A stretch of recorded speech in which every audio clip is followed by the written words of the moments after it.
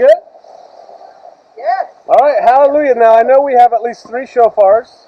Secure your shofar. It's in the trunk. It is? Go get it? No, it's okay. Brother Roger, you can blow it with me. Ready?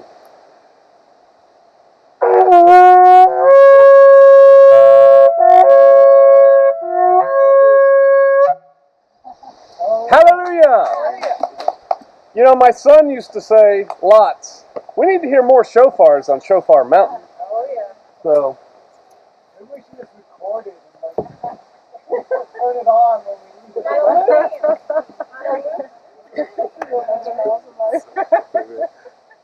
all right, looks like everyone survived their first night of Sukkot. I'm happy to see you, Brother Miles, Sister Queen. It does my heart good. I don't get to see you enough. It's good to have you here. It's good for me to see the rest of y'all too, but we don't see you very often.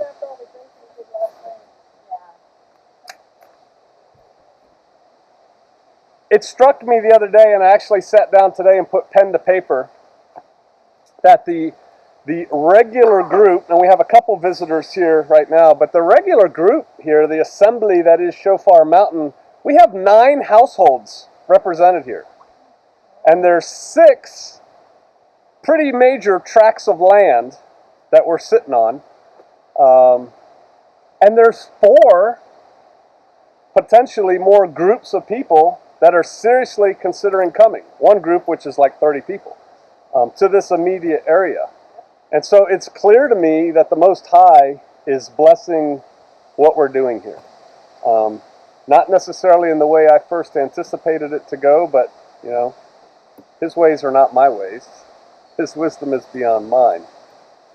So, Feast of Sukkot, Feast of Tabernacles, an appointed time by the Most High Yah. Obviously, that's why we're gathered together. And it also struck me that all across the land, but really all over the place, saints are gathering for Sukkot in groups. Some small groups, some large groups, some really large groups. And there's similarities that occur at a lot of these gatherings. First of all, everyone's sleeping out in tents or campers or booths or whatever. We're going to get into that a little bit. But, you know, there's speakers that are on tap. There's classes that are given during Sukkot. People are cooking outside. There's lots of fellowshipping. There's partying that goes on, right? Campfires, singing around the campfire, that kind of thing. There's a lot of classes this time of year in the various Sukkoting camps, I don't even know if that's the right terminology, but all the people who are celebrating Sukkot here and there, there's a lot of classes on like wilderness survival and outdoor living kind of stuff. There's a lot of emphasis at a lot of these groups on the second Exodus and how Sukkot is preparing us for the second Exodus, and so these skills are going on. And there's a lot of talk of the future, when we all are going to get together and enjoy the great Sukkot in the millennium, which we kind of talked about earlier, or you know, just how if they're getting into the second Exodus talk, how that's going to look and what's going to go on there. And I submit to you that the future is here. The future is upon us. Wow, it's really windy. Praise the Father. I did a video or two recently on current events, which I haven't done the video where I lined them up with the Bible, what's going on, with things that are in the Word. But you guys know about Russia and Syria, and the Russians are building up, and the Americans are building up, and then China is starting to do stuff in the sea, and Iran just is shipping their navy into that region, the Middle East of the world. Supposedly China's sending something to Syria now to work with Russia. The Brits said that, you know, they can shoot down a Russian jet if something happens. So it's like wars and rumors of wars are going on. I just saw on Drudge this morning that, which strikes me as a stupid headline, but it says that the CIA may or will or is considering, I didn't look, I just saw the headline, targeting electronically computer attack, network attack against Russia for the hacking that everyone says we don't know who's hacking us, but it could be Russia. So now the CIA is planning to attack Russia. It seems to me that if the CIA was planning on doing a computer network attack on Russia, you probably shouldn't be reading about it in the headlines. But whatever, there's a lot of posturing going on. There's a lot of things going on. And I try, not just to y'all, but to the YouTube audience and stuff like that, and to people I run into. We talked to people at shopping, Sister Kate and I, yesterday. I try to warn people. I try to kind of wake people up, show them, hey, there's a lot going on here in the world that you may want to get interested in, encourage people, teach people, and you guys know that. I try to provide knowledge and training to other people, and some people, Israelites, Hebrew, Messianic, Hebrew roots, Torah observant people, the only time they get that stuff is this time of year, during Sukkot, when they get together, and then they leave their little Sukkot encampments, and they go off in their regular busy day lives, and they don't really think about it anymore. And they always say, that's another thing that kind of happens during Sukkot at a lot of these encampments, is people come from all over the place, and they set up camp, and they're like, oh, hi, I remember you from last year, and oh, hi, I remember you, yeah, you make that really good hot chili. And they always talk about, man, we should get together and live like this all the time. We should be in community. And that's a big talk that happens during Sukkot. Here's the reality how we're blessed. We live it. We live it now. You know, we go see each other, go help you move 3 times in 2 months. At least you're getting closer. But, you know, we do that stuff now, and so we don't have to wait till Sukkot to decide, hey, let's get together and do things, because it's a way of life for us. We don't have to wait for Sukkot to get together and learn outdoor living skills. Or like Brother Fletch, I saw yesterday, somebody at your place has been chopping some wood. I mean, you've still got your Montana mindset. I can see that. Winter's coming. I saw the geese flying. We don't have any wood. Let's get a mountain of wood. Okay, awesome. But we get to do those things now. And y'all know, it's like, sometimes I'm like a broken record, right? I'm always preaching preparedness and what's coming and stuff like that. But I believe that Yah wills that I do that. I have a certain background. We all have different backgrounds. Jeremiah 3:15, I will give you pastors after my own heart. They'll feed you with knowledge and with understanding.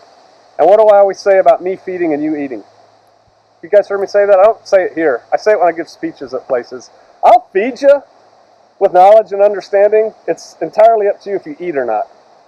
All right, I can't force you to eat. But I do believe that Yah wills for me to be doing these things at a time such as this. All right, Sukkot. Let's get into Sukkot. Leviticus 23. What's the first part of Leviticus 23 talk about? Shabbat. Shabbat.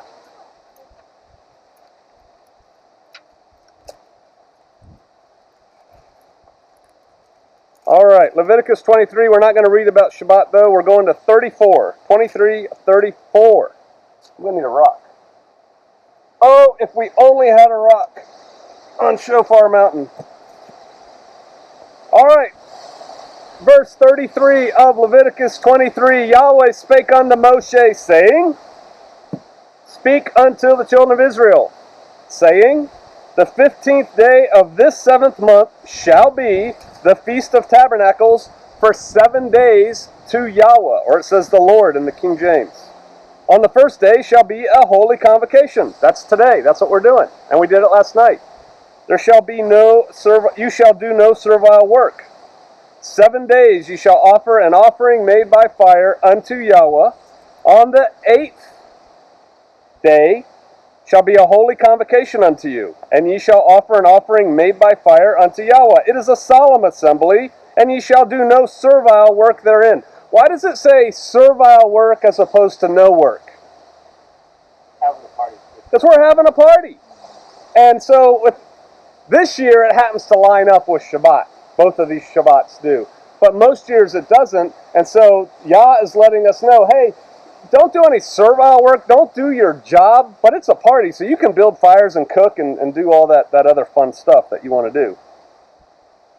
These are the feasts of Yahweh, which ye shall proclaim to be Kodesh, holy, set apart, convocations, to offer an offering made by fire unto Yahweh, a burnt offering, and a meat offering, a sacrifice, and drink offerings, everything upon this day.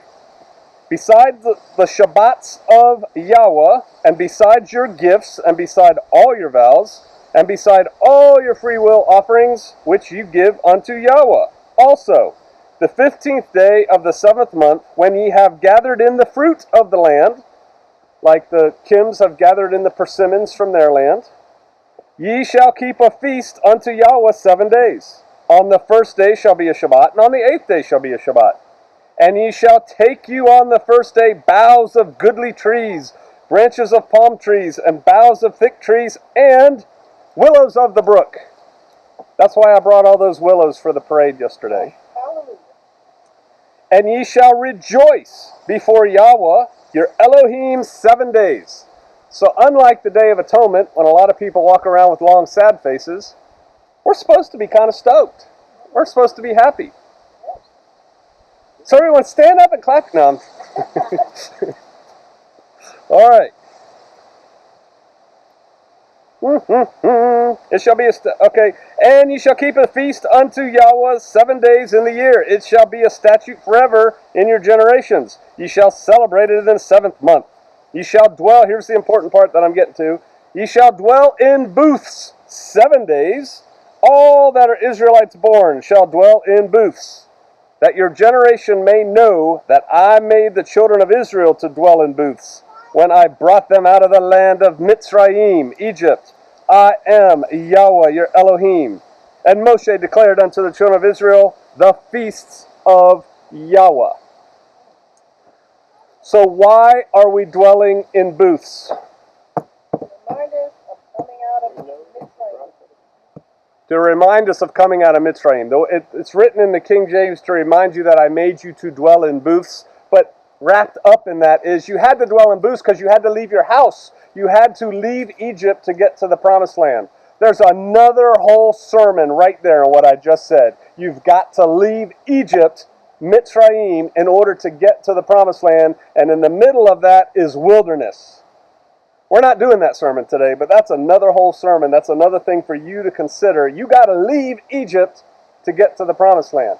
And leaving Egypt was leaving the comforts and the cucumbers and the leeks and all that, and leaving their nice houses, because whatever house you have is a nice house compared to living out there.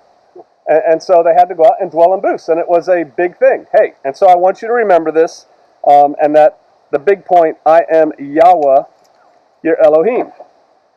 What does booths mean? Because booths is an English word, not a Hebrew word.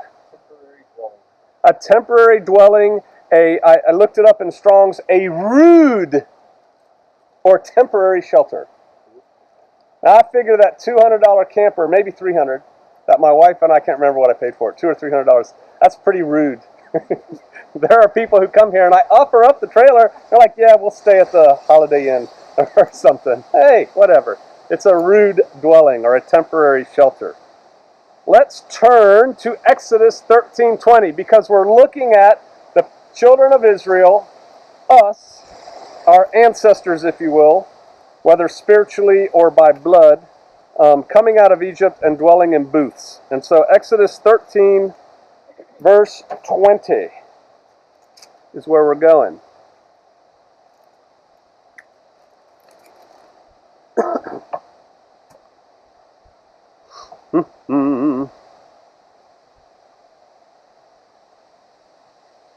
So they're leaving Mitzrayim. They're leaving Egypt. Matter of fact, I'll just start in 17. It came to pass when Pharaoh had let the people go, that Elohim led them not through the way of the land of the Philistines, although that was near. For Elohim said, lest peradventure the people repent when they see war and they return to Egypt. So the shortcut to the Promised Land was through the land of the Philistines, but the Israelites were a soft people. Even though they were slaves and they worked hard, they were mentally soft. They weren't used to having to make their own decisions in the face of hardship because they were always told what to do. I almost went on a tangent with this, but so I guess I'm going there a little bit. Who here has seen the movie The Matrix? Who here has seen the movie The Matrix more than twice? Okay. There's a lot going on in that movie, as you know. Did you know, I guess I'm going here. Wasn't my plan, but I guess Father wanted me to go here. Did you know that there are not millionaires, but billionaires who got together and they're hiring like astrophysicists and scientists and stuff to figure out how to break out of the Matrix? How they can break out of the Matrix? They believe that there's a very good chance that they are living in a false reality. Here's what I believe is the truth in that. I do not believe for a minute that we're living in the Matrix. But we fight not against flesh and blood, but against principalities and powers of darkness and wickedness in high places. The real world is a spiritual world. Right now we're seeing through the glass darkly, right? That whole thing, and then I couldn't see, now I can see. And the closer we get to Yah, the more we start seeing through this fleshly meat world and start seeing into the spiritual world. That's the real world. These astrophysicists are not going to determine that. Guarantee it. But that's what's going on there. And there is a real fight going on. There is a real struggle going on. And we don't see it. We see mostly the ramifications of that fight made manifest in the meat world, in what we call the physical realm right now. Of the meat world, that's what I call it. Whatever. Travis is laughing. All right. So, where am I? I went off on a tangent. What did you say, sister? Oh, I said 18. Came to pass for let him go. 18. But Elohim let the people about. Oh, that's right. Through the wilderness, by the way of the wilderness of the Red Sea, and the children of Israel went up and harnessed out of the land of Mitzrayim. So they're out. Because they were soft and they weren't ready for the physical confrontation of battle. And I submit to you today that people are soft and they are totally not ready for what's coming. And Moshe took the bones of Joseph with him, for he had straitly sworn to the children of Israel, saying, Elohim will surely visit you, and ye shall carry up my bones away hence with you. And here we go. Here's why I went here. And they took their journey from Sukkot and encamped in Etham in the edge of the wilderness. And so they leave Mitzrayim and they go to Sukkot. And then they go from Sukkot to Etham. Why is it called Sukkot, the place they stayed? Turn with me now. Genesis 33, verse 17. Genesis 33, verse 17. Because, see, Sukkot is a real place. And it was a place before they got there. It's not because they were sleeping in booths at this time. Verse 17 in Genesis 33, and Jacob journeyed to Sukkot, and he built him a house, and he made booths for his cattle. Therefore the name of the place is called Sukkot. He made sukkahs for his cattle. Therefore the name of the place is called Sukkot. That's where they went the first time. That's where they go camping, where Jacob moved out, built a house, built some cattle pens. And when I read that, I think of, because we live here, those three-sided steel lean-tos that they see out in the farms that the cattle can get under and get out of the rain and the snow and the sleet. Now that's not what he built, but that's what I think of. Those are rude shelters. I wonder if someone's ever going to have one of these big encampments where they bring in a bunch of those and say, hey, we're staying in these sukkahs, booths that are made for cattle, that kind of thing. It'd be kind of interesting. If you made them out of steel, you could have fires in them and not burn them down. All right. So they go from there to Etham, to the edge of the wilderness, and Yahweh went before them. This is interesting. He went before them by day. Because, see, the reason we're reading this, you can read this during Passover too, because they leave and they go during Passover, but in a lot of ways it's related. Now it's Sukkot, and they're dwelling in booths. And you know, and we're going to get to murmuring, you know they weren't digging that, right? They didn't like the fact that they were living in these rude shelters, these hasty temporary dwellings, and they keep moving. And Yahweh went before them by day in a pillar of a cloud to lead them the way, and by night in a pillar of fire to give them light to go by day and night. He took not away the pillar of the cloud by day, nor the pillar of the fire night from before the people. It was consistent. Yah is consistently leading. He's got the fire by night. He has the cloud of smoke, the pillar of smoke by day. It's always there. He never stops leading the people. And then, therefore, the people learn by experience to trust Yah. Yah will show us the way. That's still true today. Yah will show you the way. I just told somebody the other day in a comment, what you need to do is seek the face of Yah, of the Father. I think I said the Father because Yah kind of throws people off. I said you need to ask for God's will in your life. You need to seek it. And I submit to you, we all need to do that on a consistent basis. Show me the way, Father. Make sure I'm on the straight and the narrow. I don't want to stray to the right hand or to the left hand. Call that an azimuth check when you're doing land navigation. Just check and make sure I'm right with the Father, what I'm doing. So the people learn to trust in Yah. And I think today's sermon title is going to be Trusting Yah. All right, so 14:1, and Yahweh spake unto Moshe, saying, Speak unto the children of Israel, that they turn and encamp before Pi-hahiroth, between Migdol and the sea, over against Baal-zephon, before it shall ye encamp by the sea. So go camp over there. For Pharaoh will say to the children of Israel, They are entangled in the land, the wilderness has shut them in. See, Yah is telling the people, go over there where you're going to be supposedly trapped, cut off with only one way in and one way out. And then when that happens, once you put yourself in that position where you can't get out, a cul-de-sac, if you will, I will harden Pharaoh's heart. This is Yahweh speaking, that he shall follow after them. And then this is why. This is why Yah is using Pharaoh to come after the people, the children of Israel. I will be honored upon Pharaoh and upon all of his army, that the Mitzrayites, the Egyptians, may know that I am Yahweh. So the whole reason he tells Israel to go put yourself in this tactically unsound position is so that he can prove to Egypt and to Pharaoh who he is and how powerful he is. Sometimes Yah tells us to do things that we don't understand with our human brain, and it doesn't seem right, and it is. And it's going to be for his glory. And it was told the king of Egypt that the people fled, and the heart of Pharaoh and of his servants was turned against the people. That's us, the Israelites. And they said, Why have we done this, that we have let Israel go from serving us? And he made ready his chariot, and he took his people with him. And he took 600 chosen chariots, and all the chariots of Egypt, and the captains over every one of them. Chariots of the day were scary things. I did a briefing one time, and I showed people like a modern tank going through the desert with steam and smoke and dust coming up behind it. And if you've ever stood in front of tanks when they're like charging at you, it's a scary thing. It's shock and awe. You can feel it rumbling in the ground, you can hear it, and when they start shooting, it's like, oh my goodness. And so that is really what's happening when these 600 chariots take off after Israel. They had nothing to fight chariots with. They had no way to stand against chariots, and so the people get afraid. 8. And Yahweh hardened the heart of Pharaoh, king of Egypt, Mitzrayim, and he pursued after the children of Israel, and the children of Israel went out with a high hand.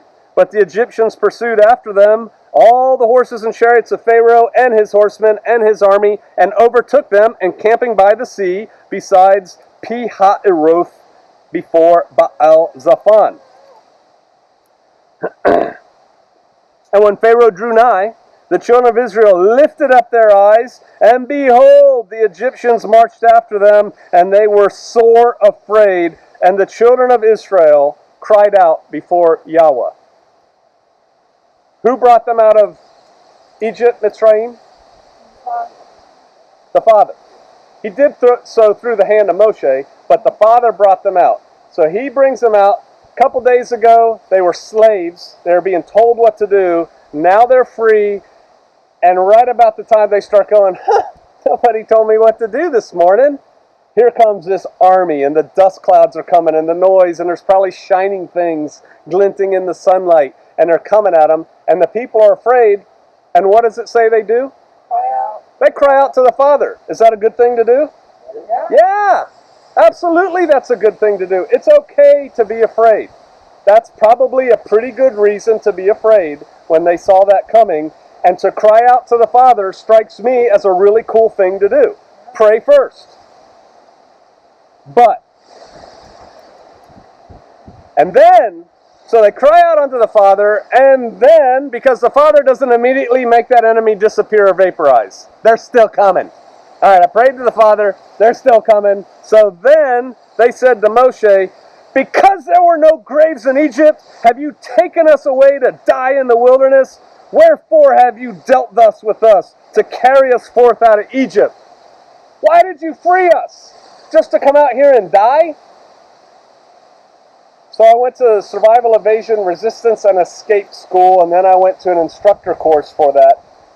And there's one thing they beat into you, because when you are, Yah forbid, a POW, or you're in a FEMA camp or something like that, and you escape through the wire, and you're running through the wilderness, and dogs are chasing you, and helicopters are chasing you, and drones are chasing you, and you've had nothing to eat, and you've got a big cut on your chest because you went through the wire, and it's raining, and you're cold, and you're hungry, and you're tired, and you're hurt, and you're like, man, 2 days ago, a tree fell in the forest. 2 days ago, I was getting enough to eat. I had a dry place to sleep. And you start thinking maybe that's better than where I am right now. And a horrible day of freedom is better than a great day of bondage and slavery.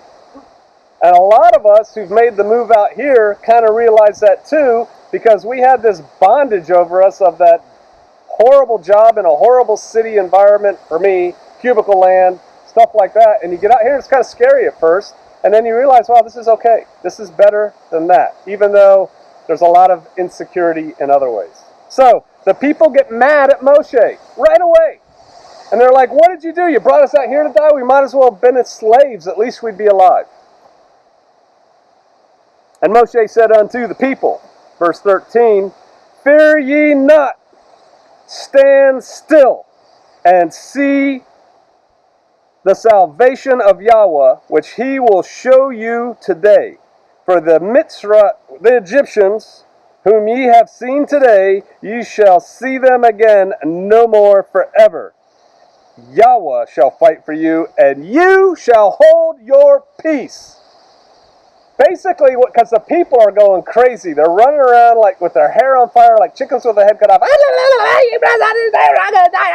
And he's like, stand still and shut up. That's what he's saying to them, if you put it in modern words. See, it's just King James. Hold your peace. Stand still. It's like, stop. Shut up. Listen to what I'm telling you. Yah is going to show himself to you. At this point, in where the Israelites are, I can kind of give them a little slack. Yes, they left Egypt, but really, they just kind of walked out. And they're getting away, and now it looks like they're going to die. They haven't really seen a miracle yet. We could submit that becoming free and no longer slaves is a miracle, but it's also any time in the last 400 years, somebody could have skipped town. They'd probably chase them out in a chariot and kill them, but they could have done that. So that's not such the miracle. And so at this point, they're murmuring in verse 11. I can kind of be okay with them a little bit. And Yahweh said unto Moshe, verse 15, wherefore criest thou unto me? So see, what you don't get there is Moshe then turned to the Father and said, Father, they're afraid. You know, they're like in almost open rebellion against me right now. What am I going to do? And Yah says, hey, what are you talking to me for? Speak unto the children of Israel, tell them to go forward. But lift up your rod, stretch out your hand over the sea, and divide it. And the children of Israel shall go on dry ground through the midst of the sea. We've all seen the movie, right? 10 Commandments, Chuck Heston, Moses. I used to say Moshe for president. I used to say Moses for president. I didn't know Moshe back then. All right, so they're going to go across land, and we know how that goes. Keep your finger here. Turn to Isaiah chapter 11. Because that was pretty amazing when they do that. And they did a good job, especially when you consider the time when they filmed that movie, The 10 Commandments. That part of it was kind of cool. It looked awesome. It still looks awesome when you watch it today, and the movie was made like 50 years ago. Isaiah 11, verse 11.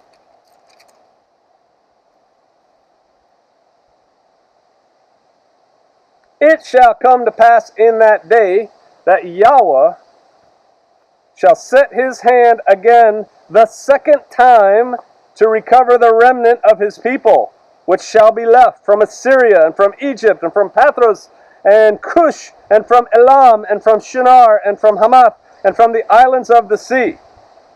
And he shall set up an ensign for the nations, and shall assemble the outcasts of Israel, and gather together the dispersed of Judah out of the four corners of the earth. Are there four corners on the earth? Is it a square? Even if you think it's flat, it's not a square, right? So there's not four corners. It's a word for all over the earth. He's going to gather his people. The envy also of Ephraim shall depart, and the adversaries of Judah shall be cut off. Ephraim shall not envy Judah, and Judah shall not vex Ephraim. But they shall flee upon the shoulders of the Philistines towards the west. They shall spoil them of the east together. They shall lay their hand upon Edom and Moab, and the children of Ammon shall obey them. And Yahweh shall utterly destroy the tongue of the Egyptian sea. And with his mighty wind he shall shake his hand over the river, and shall smite it in the seven streams, and make men go over dryshod, just like the first time that we were just reading about. And there shall be a highway for the remnant of his people, which shall be left from Assyria, like it was to Israel in the day that he came up out of the land of Mitzrayim, which is what we're reading about in Exodus chapter 14. And so he's going to do that again. People say this is second Exodus time frame. We're not talking too much about second Exodus today, but that's there. Verse 17 of Exodus 14. And I, behold, I, this is Yahweh speaking, will harden the hearts of the Egyptians, that they follow them, the Israelites. Can you get me a glass of water, please? And I will get me honor upon Pharaoh. Bless you. I need more water than that. And upon all his army, upon his chariots, and upon his horsemen. So Yahweh has a plan. And the Egyptians shall know that I am Pharaoh. No, that I am Yahweh, when I have gotten me honor upon Pharaoh, upon his chariots, and upon his horsemen. And the angel of Elohim, which went before the camp of Israel, removed and went behind them. And the pillar of the cloud went from before their face and stood behind them. So what happened was, remember how the cloud, the light, the fire, the cloud is always in front of Israel in the way they're going? Well, it's pointing the way they're going to go across this body of water. And then, thank you. Now it moves behind them. It's doing that as a screen to confuse and disorient the chasing, pursuing Egyptians. And it came between the camp of the Egyptians and the camp of Israel. And it was a cloud and darkness to them, but it gave light by night to these, so that one came not near the other all night. And so it protected the Israelites that night.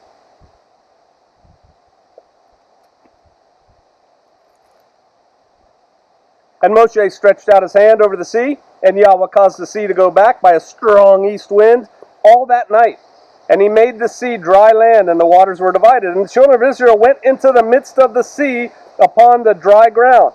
And the waters were a wall unto them on their right, and a wall on their left. And the Egyptians pursued, and went in after them into the midst of the sea, even all of Pharaoh's horses, his chariots, and his horsemen. Who here does not know what a baited attack is? A baited attack is when one group starts running away from another group. In this case, the Israelites are running away from the Egyptians, which excites the pursuer, gets that bloodlust going, and the pursuer's like, yeah, we got him on the run, let's go. And the plan the whole time is, we're going to suck you in, and then we're going to attack you, and we're going to get you. Now, the Israelites didn't have this plan, but Yah did. And Yah's like, flee, little children, go across the water. And the Egyptians see that, and they're like, yeah, let's go. And so the Egyptians chase them. And then we're going to see what happens. We already know what happens.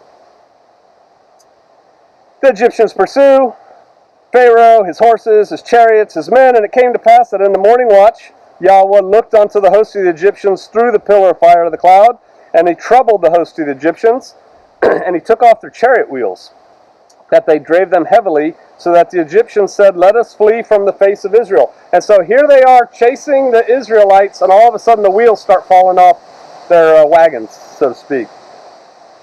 26, and Yahweh said unto Moshe, "Stretch your hand over the sea, that the waters may come again upon the Egyptians, upon their chariots, and upon their horsemen." And Moshe stretched forth his hand over the sea, and the sea returned in strength. When the morning appeared, the Egyptians fled against it, and Yahweh overthrew the Egyptians in the midst of the sea, and the waters returned and covered the chariots, and the horsemen, and all the host of Pharaoh that came into the sea after them, and remained not so much as one of them. But the children of Israel walked upon dry land in the midst of the sea, and the waters were a wall on the right and a wall on the left. And Yahweh saved Israel that day out of the hand of the Egyptians, and Israel saw the Egyptians dead upon the seashore. And Israel saw the great work which Yahweh did upon the Egyptians, and the people feared Yahweh and believed Yahweh and his servant Moshe. They have seen the power of the outstretched arm and the mighty hand. Is that it? Is that how it goes? It's either, I think it's outstretched arm and mighty hand. They have seen the power of Yah. At this point, they should have no doubt. That's a huge miracle what happened. The sea opened for us and closed on our pursuers. That's a miracle. So then in verse 15, Moshe sings a big song all about that, about how powerful Yah is and how he destroyed the enemy, and, praise be to Yah. And then around verse 21, Miriam has her little song a little bit with her drums. Verse 20, that was 21. Verse 23. So now they cross the river, they cross the Sea of Reeds, and they get to Marah. You guys remember what Marah stands for? Bitter waters, right? The water wasn't any good there. And they could not drink of the waters of Marah, for they were bitter. Therefore, the name of it was called Marah. There you go. Verse 24.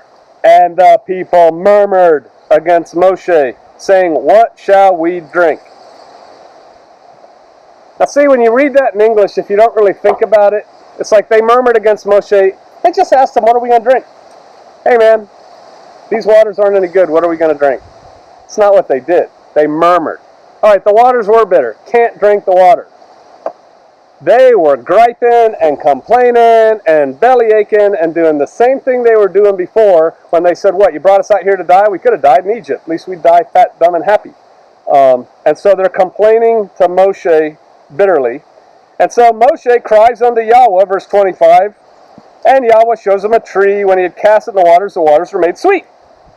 And there they made for them a statute and an ordinance there, and he proved them, he tested them.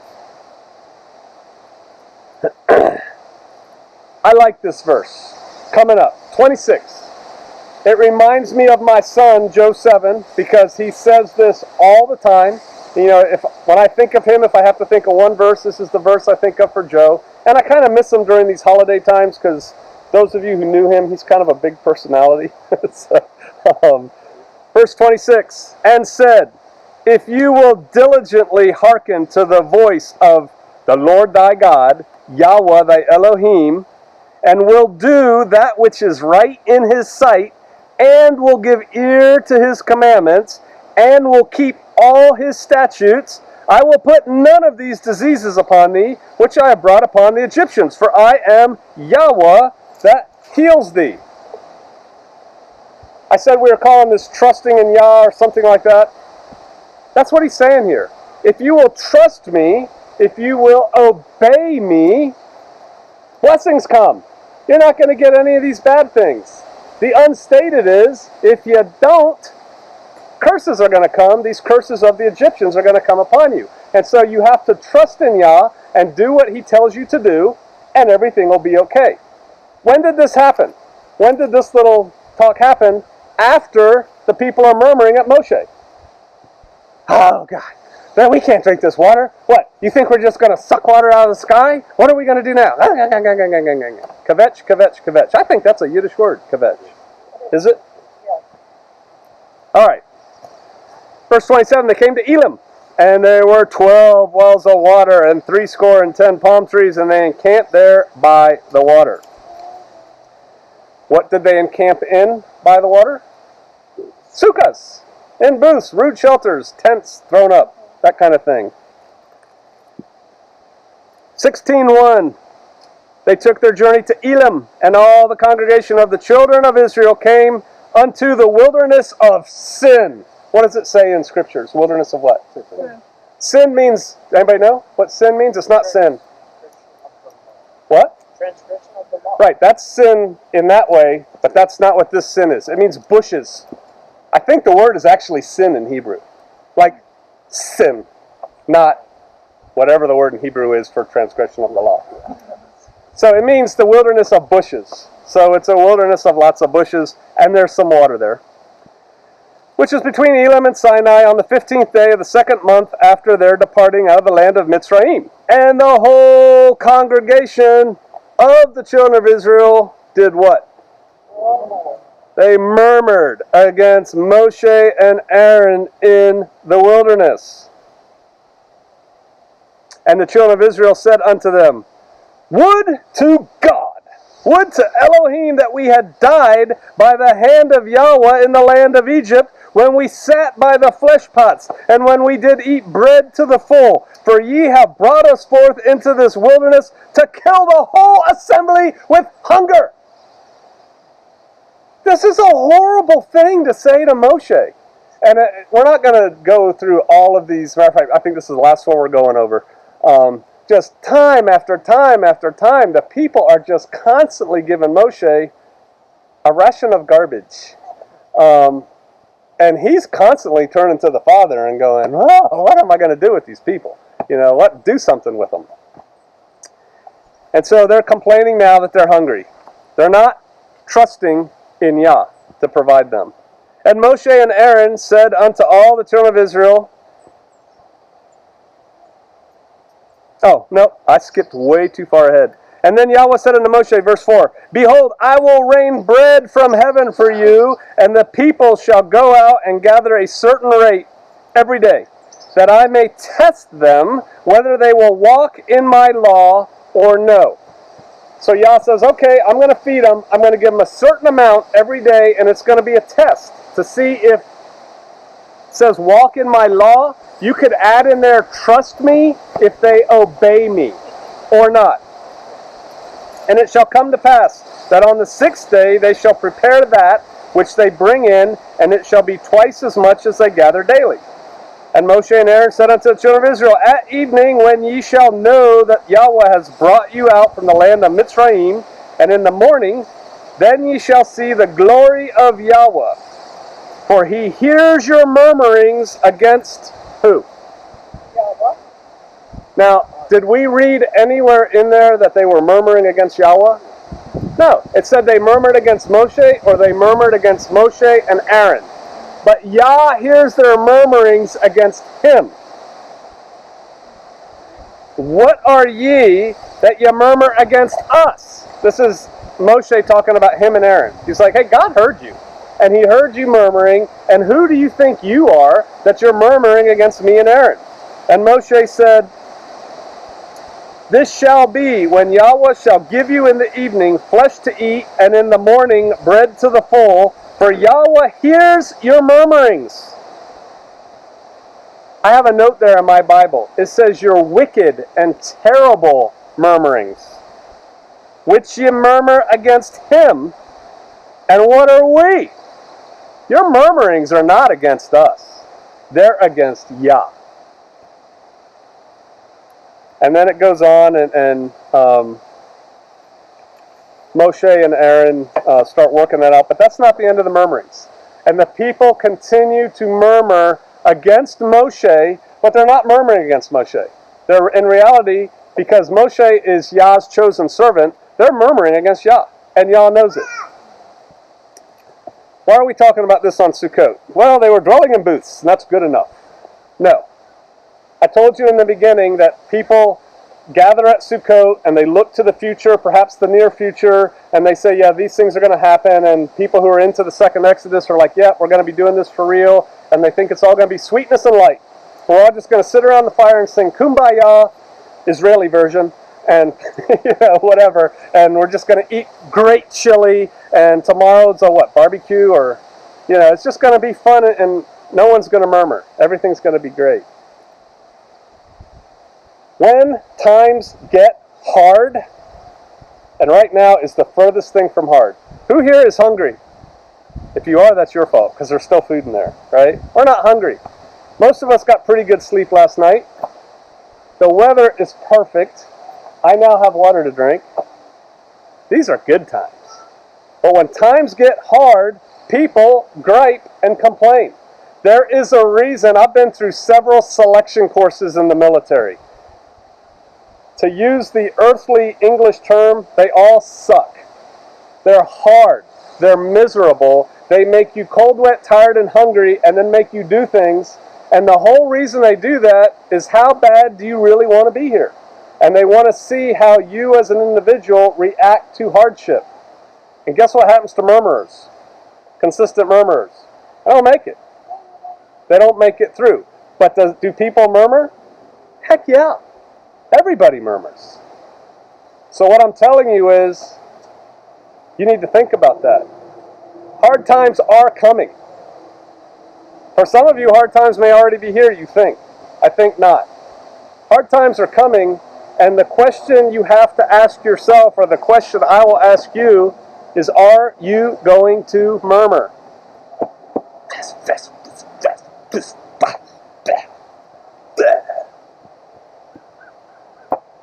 And right now everyone's like, heck no. I'm not like those Israelites. I'm not going to murmur. That's what I'm saying to myself. I'm not going to murmur. I'm going to buck up. Because every time bad things happen, like my wife drives a truck into a ditch and lifts the back tire off, I never complain. I handle that perfectly every time. See, but I did learn from that. I got a little hot. I got a little angry. Yes, I did. And I'm like, you know what? This is nothing. This is nothing. So what? It's the only truck that can work right now because the other one's blocked in. So what? We got somewhere to go. This is nothing. And I had a little talk with myself. It's like, hey, you're murmuring. You're kvetching. You're getting all upset. Nobody's shooting at you. You don't have any bones sticking out of your body. Life's pretty good. So chill. So I tried. Proverbs 3.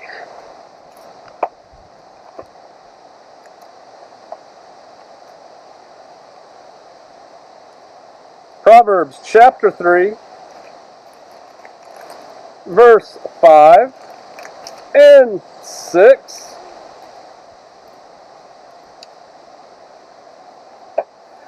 Trust in Yahweh with all your heart, and lean not on your own understanding.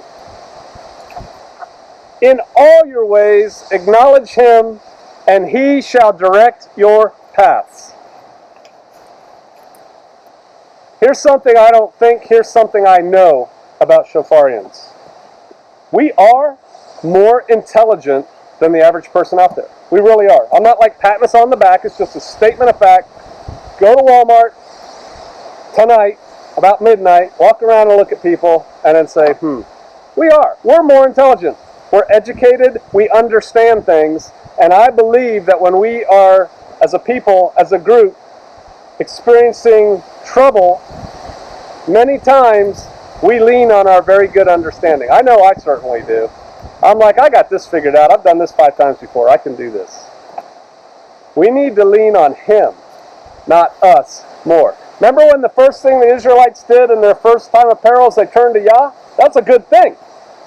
Turn to Yah first. Pray first. Seek his guidance first, and then see if he's equipped you to deal with it with all that knowledge that he has bestowed upon you, and wisdom and life experience and stuff like that. But we need to lean on him and let him direct our paths. If we do that, if we allow him to direct our path, and how do we know if he's directing our path? He'll bless it. But we got to ask him, and then we have to listen for an answer. It can't be like, all right, Father, I'm going to go down here and do this thing now. Okay, cool. Like, hey, Father, what do you want me to do about this thing? I'm kind of leaning towards this. Is this what you want me to do? Over. Listen. Let him direct your paths. If we acknowledge and trust him to do that, things work out. I've done a few funerals. I don't really like doing funerals for a couple reasons. But let's go to Psalm 23, because people ask me to read the 23rd Psalm at funerals. We're talking about letting him direct our paths, leaning not on our own understanding. The Lord, Yahweh, is my shepherd, I shall not want. He makes me to lie down in green pastures. He leads me beside still waters. He restores my soul. He leads me in the paths of righteousness for his name's sake. He's a shepherd. In this analogy, Yah is like a shepherd. He is leading us. He leads me to the still waters. He leads me to the green pastures. He takes me here. He does this. So in this analogy, we are what? Sheep, critters, goats, whatever. A flock of pretty non-thinking animals. We're not leaning on our own understanding. We're leaning on him. He takes us to the green pasture. He takes us to the still great water. He restores our soul. He leads me in the paths of righteousness for his name's sake. Yea, though I walk through the valley of the shadow of death. Yea, though I'm going through these really scary situations right now that are happening, which could be happening in the near future. I will fear no evil, because you are with me. Now I have in King James, thy rod and thy staff, they comfort me. Does somebody have a different word for rod and staff? See, here's the thing. People don't think about this when they read this or when they hear this. Rod and staff is a club. Picture a billy club about this long with a big nodule on the end. Boom! For hitting wild dogs and bears and whatever. It's a offensive, defensive instrument. Your club and your hook. The staff was a hook. And the hook was not a weapon. The hook was like this poor little sheep or goat gets all tangled up in those briars in there, and everyone else is leaving. You reach out with that hook and you grab it and you bring it back into the fold. You rescue that sheep. Now you do it by grabbing him around the throat and dragging him out, or dragging him out of the water that he fell into that he can't swim in. But the shepherd is rescuing him. And so on the one hand, and that's where the kind of, it's not opposites. There's a word I can't think of right now. Seemingly opposites that's in this right here. Your rod and your staff comfort me. Your big old club that you beat things to death with, and this thing that you grab me around the throat with, they make me feel nice. Like that's really what's going on. Thy rod and thy staff, they comfort me. It's like, yeah, you're ready to do battle for me against the bad things. You're ready to rescue me. Even at the moment you're rescuing me, it feels like you're killing me. And it pulls them out of the thorns or whatever. They don't scare me. I'm not scared that my pastor carries a gun. I'm not scared that, it's like, hey, come here. They comfort me. We're going to get to that part in a minute. You prepare a table before me in the presence of my enemies. You anoint my head with oil. My cup runneth over. Surely goodness and mercy shall follow me all the days of my life, and I will dwell in the house of Yahweh forever. If one knows that, if we truly internalize that last little bit, surely goodness and mercy shall follow me all the days of my life, assuming I'm allowing him to be my shepherd, that I'm following him, I will dwell in the house of Yahweh forever. But what's going to hurt you? What is there to be afraid of? And he is with us, who can be against us? There's nothing for us to fear with what's coming down the pike. There's really interesting, scary things that are coming down the pike, but there's nothing to be afraid of. Not on a macro scale. On a little scale, it's like, yeah, we got to deal with this problem right now, but we shouldn't murmur. We should never doubt the Father, and we should know that, hey, in the end, we win.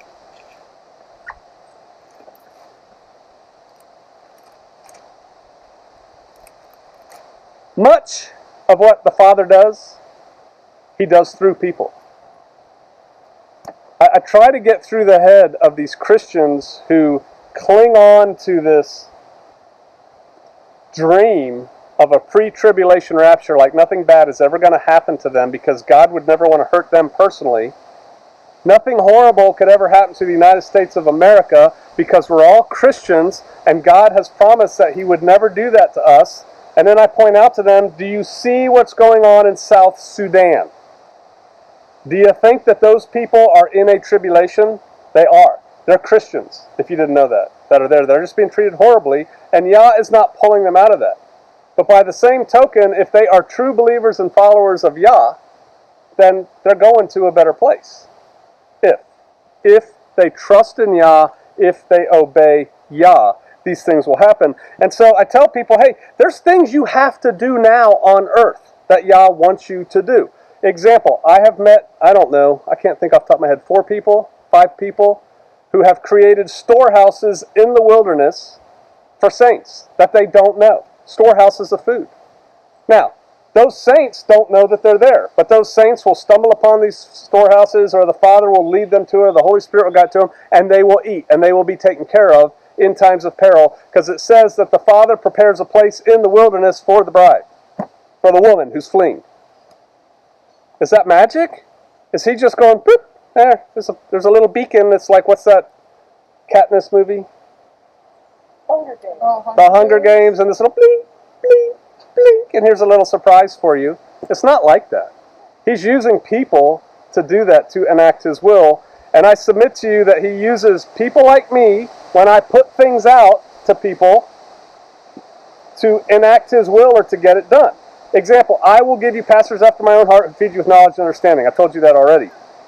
Look at Romans 10:14.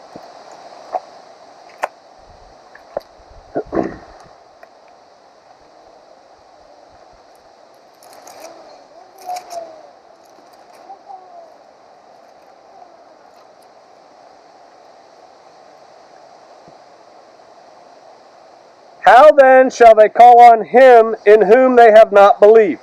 And how shall they believe in him whom they have not heard? And how shall they hear without a preacher? Does that preacher mean it's just me? Can you be a preacher? Can you tell somebody about Yeshua and the way? You can. But if you do that, you're now a preacher.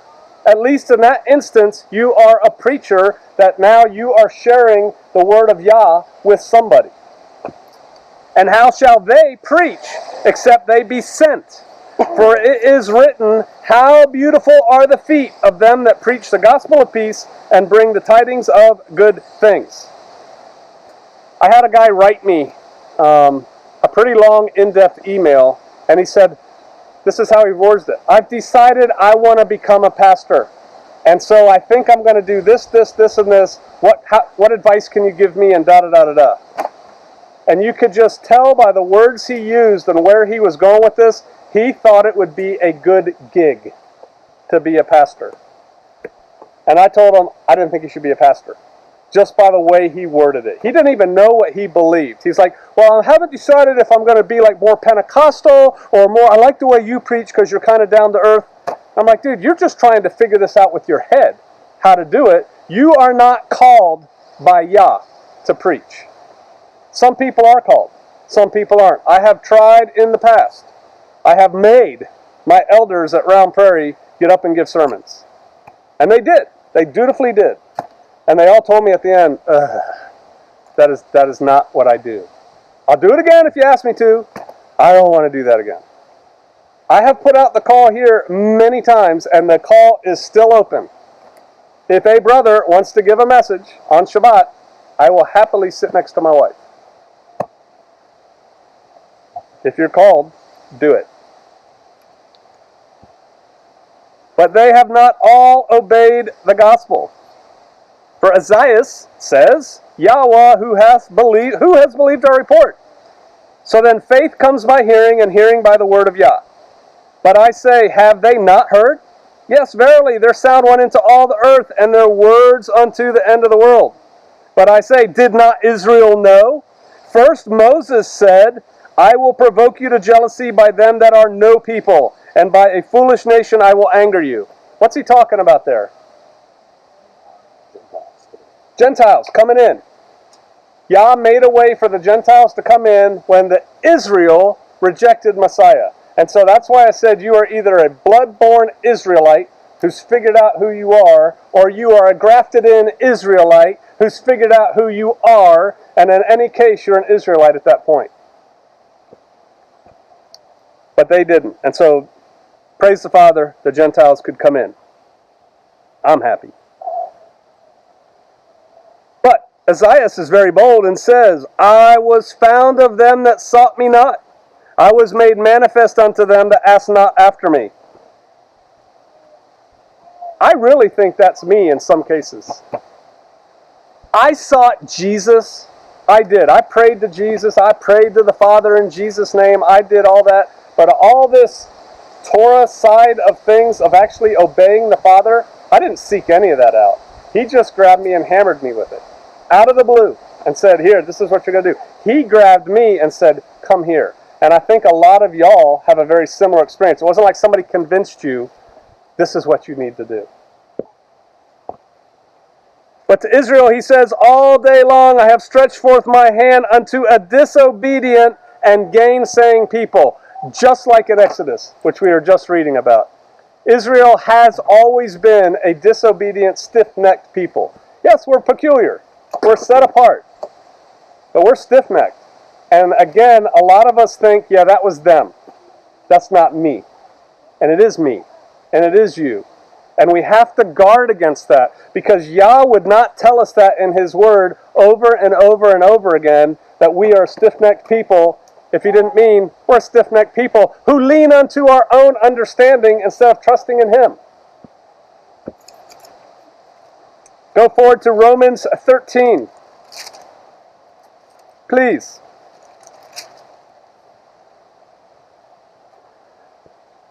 You're going to hear this coming up more and more as times go on and martial laws declared in some places or emergency rules are put in place.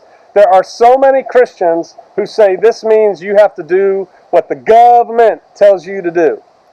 Like when Hitler says do this, you got to do it because of what we're about to read. Or when some obviously satanic person is in charge and says, this is what we're going to do. I need you to give me all your children. Well, it's the powers that are ordained of God. I guess we better do it. That makes no sense at all. Let every soul, that's us, be subject unto the higher powers. For there is no power but of God, Elohim. Powers that be are ordained of God. So when Hitler says, give me your children, that's you got to be subject to them. God knows. That's what they say. Whosoever therefore resists the power, resists the ordinance of God. And they that resist shall receive to themselves damnation. If you don't do what they say, if you don't give up your babies because they're ordained of God, you're going to get the damnation from God. That's how their argument goes. For the rulers are not a terror to good works, but to evil. Wilt thou then not be afraid of the power? Do that which is good, and thou shalt have praise of the same. They're not talking about the government. These verses is not talking about Hitlers or Hitleries or anybody else like that. They're talking about men ordained of Yah, what we think of today as church leaders. Is that all church leaders? No. Are all church leaders ordained of Yah? No. They think they are, but they're not. But he's talking about the people he chooses. And you should be subject to them and do what they say, because they're not a terror to good works. And the proof text is in verse 4. For he is the minister of God to thee. Was Hitler a minister of God to thee, to the people of that time? No. Of course he wasn't. For good. But if thou do which is evil, be afraid, for he beareth not the sword in vain. For he is a minister of God, a revenger to execute wrath upon him that does evil. Wherefore ye must needs be subject, not only for wrath, but also for conscience sake.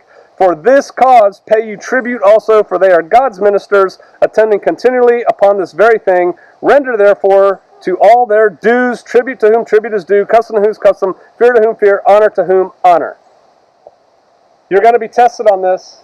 You are going to be tested on this in the future as times get hard, and you're going to be bombarded with a lot of things, and a lot of times the easy default, this is for me too, because I'm human just like everybody else, is to default to your own intellect and your own understanding. Well, it just makes sense. If that's not what Yah wants, that's not what Yah wants, and you can't rationalize it. I don't want to talk more about children because it's making my head hurt right now.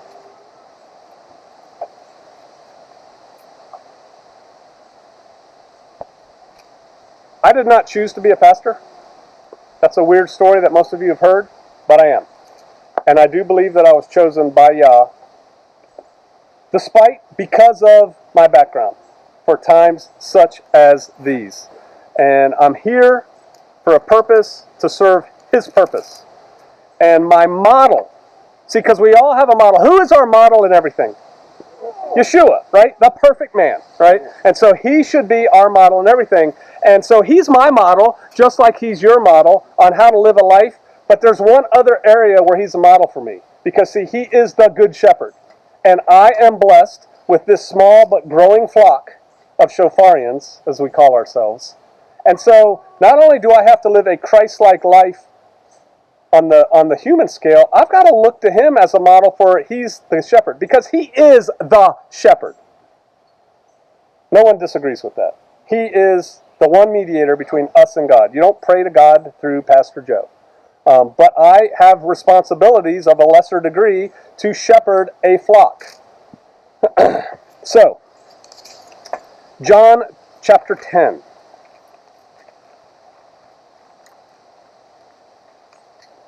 Which I was dwelling upon. And we're going to cover this again in a couple months when we get to this part of John. But it fits today. Verse 11. Now this is Yeshua speaking. Obviously I am not Yeshua. Not even close. But in that He was a shepherd, I need to think about the shepherdly aspects of Yeshua. I submit to you that fathers need to think of the shepherdly aspects of Yeshua with relation to your family. Because you are the shepherd of your family. Right? And so we have to take His goal. And this is what Yeshua said, I am the good shepherd. And the good shepherd gives his life for his sheep. Is there a father here who would not give his life for his sheep? For your children? No. You all would. I would. I would give my life for this group right here. Sometimes that irritates me because I would like to be selfish. I would like to say, you know what, sweetie, let's just get in the car and go. Anybody see that movie Defiance? You remember when the one brother says to the other brother, dude, let's just go. Leave these people here. Let's go. They can be like a buffer between us and the bad guys coming, and we'll scoot through the woods. And he's like, no, man, we can't. We got to stay here. They don't even like you. And I know, we got to stay here and take care of them. It's a great story. The story's well done. All right. But he that is a hireling and not the shepherd, whose own sheep are not, he sees the wolf coming, and he leaves the sheep, and he flees. And the wolf catches them and scatters the sheep. The hireling flees because he is a hireling and he cares not for his sheep. Those people, men and women, who go into the ministry because they think it's a good gig, when times get hard, they're out of here. My wife was telling me, I think it was you, could have been Justin the Red. Recently, there were 3 pastors, women, praying blessings over an abortion clinic. I swear, if I'd seen that, I don't know if I would stand there and rebuke them out loud or run for fear of the lightning that was coming. These women, these pastors, and there's male pastors who do it too. It just struck me that this was just like, wow. They're not going to stick around when times get hard. They're going to, I'm out of here. Well, I guess it's God's will. They're not going to make it, but I'm out of here. I am the good shepherd, and I know my sheep, and I am known of mine, as the Father knows me. Even so I know the Father, and I lay down my life for the sheep. And other sheep I have, which are not of this fold. Them also I must bring, and they shall hear my voice, and there shall be one fold and one shepherd. I've been dwelling on that lately, as Yeshua as my role model for a shepherd. Because there are more people who watch this sermon on YouTube than there are sitting here. And so then until we went to this event a couple weeks ago, I don't take standing up here flippantly ever. But in my mind, until recently, despite the fact that this camera's here, no offense, YouTube, I really only ever thought about y'all. I really did. And after having some conversations with people at this event that we went to, I actually think about the people out there now. And that's not great. It's actually more of a, right? It's like, wow, I have more responsibilities. It's my blessing, I guess, to do that. Another sheep I have, which I must bring, one fold, one shepherd. There is only one shepherd. That's Yeshua HaMashiach. So please don't mistake anything I'm saying here. You have direct access to the Father through Yeshua, but I have a role to play.